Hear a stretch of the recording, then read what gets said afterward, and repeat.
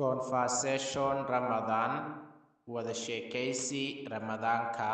Conversation Ramadan wada sheekaysi Ramadaanka. What day is today? Maanta waa maalintee? What day is today? Maanta waa maalintee? B.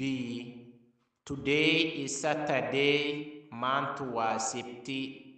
Today is Saturday. Maanta waa Sabti. Are you fasting today? Maanta ma sooman tahay? Are you fasting today? Maanta ma sooman tahay? B. Yes, I am fasting. Haa, waan soomanahay. Yes, I am fasting.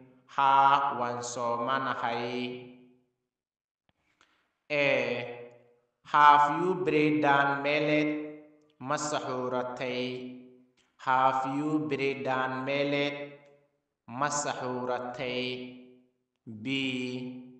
Yes, I have breaded millet. Haa, waan saxuurtay. Yes, I have breaded millet. Haa, waan saxuurtay. A. What have you breaded millet?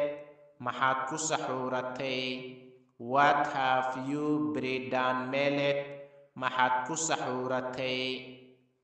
B. I have breaded millet. Waxaan ku saxuurtay dates, timir, and milk iyo caano. I have breaded millet. Waxaan ku saxuurtay dates, timir, and milk iyo caano.